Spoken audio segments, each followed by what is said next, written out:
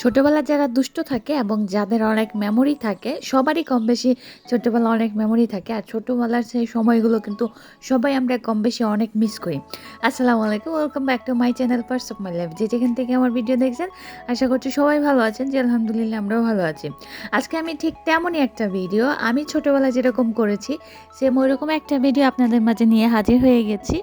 আর এই ভিডিওটা আসলে দেখে এনজয় করার মতো, আর আপনাদের হয়তোবা অতীত বা ছোটবেলার যেই ইয়েটা আছে সেটা মনে পড়ে যেতে পারে। আসলে মুড়ি মাখা যদি আমরা সবাই খাই, মুড়ি মাখা সবাই মিলে খাওয়ার মধ্যে যে একটা আনন্দ, সেই মজাটা কিন্তু সেই আনন্দটা কিন্তু একা একা খাওয়ার মধ্যে পড়ে না। তা আমি সবসময় আমাদের বাড়িতে যখন আমি ছোট ছিলাম, ছোট বলতে ক্লাস 6, 8, 7-এ যখন পড়তাম, তখন সবসময় আমাদের বাড়িতে অনেক বাচ্চারা থাকতো। আর বাচ্চারা থাকতো, তো আমরা সবাই মিলে কোনো কিছু প্রোগ্রাম করলে সবাই মিলে খেতাম, সবাই মিলে ইয়ে করতাম।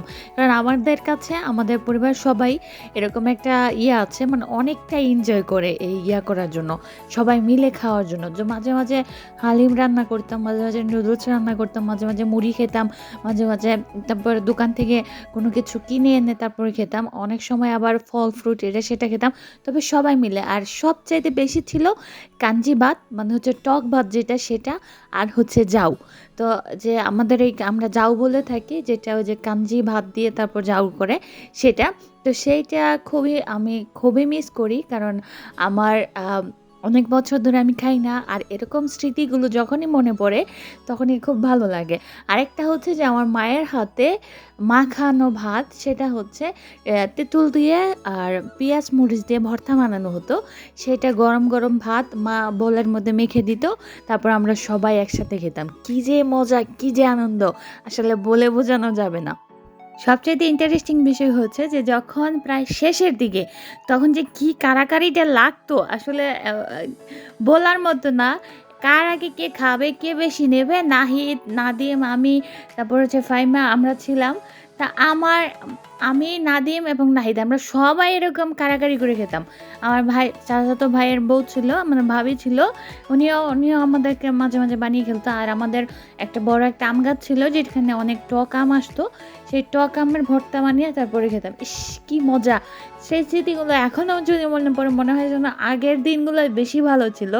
এখন যে সময়গুলো আছে আসলে মনে হয় ব্যস্ততা, তারপরে ম্যাচিউর হয়ে যাওয়া, সব কিছু যেন একটা অন্যরকম হয়ে গেছে। তো যেই ছোটোবেলার যে স্মৃতিগুলো, সেগুলোই সবচেয়ে বেশি মধুর থাকে প্রত্যেকটা মেয়ের জীবনে, প্রত্যেকটা ছেলে এবং প্রত্যেকটা মানুষের জীবনেই কিন্তু ওই স্মৃতিগুলো সবচেয়ে বেশি মধুর।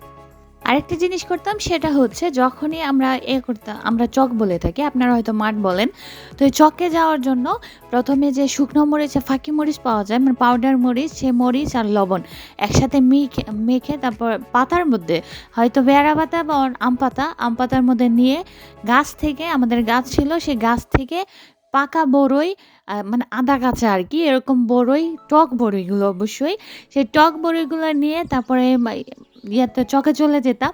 সেখান থেকে মানে যে ক্ষেত ছিল, ক্ষেতের মধ্যে ধনেপাতা থাকতো, সে ধনেপাতা ওইখান থেকে নিয়ে সব কিছু একসাথে ভালো করে মিশিয়ে এই টক বড়ই খেতাম। এক হচ্ছে প্রচণ্ড গরম, দ্বিতীয় হচ্ছে চকের মধ্যে বসে খাবার খাচ্ছি, ওয়াও! এত মজা, আর কি বলবো, যারা আমার এখনও জিভে পানি চলে আসছে সেই কথাগুলো মনে করে। তো আমি বাড়িতে সবসময় বলে থাকি যে এই মুহূর্তগুলো আমি অনেক মিস করি সবাই মিলে খাওয়ার। সেজন্য আমার ছোটো বোন আমাকে এই ভিডিওটা করে দিয়েছে। আশা করছি আপনারা অন্য কোনো মাইন্ডে নেবেন না। এটা আসলে পুরোটা একটা এন্টারটেইনমেন্ট ভিডিও, এনজয় করার মতো ভিডিও। যাদের মেমোরি মনে থাকা বা অতীতের কালগুলোকে মনে রাখতে অনেক ভালো লাগে, তাদের কাছে আসলে এই ভিডিওটা ভালো লাগবে। আজকের মতো আমি এখানেই বিদায় নিচ্ছি। আবার আসবো অন্য কোনো ভিডিও নিয়ে।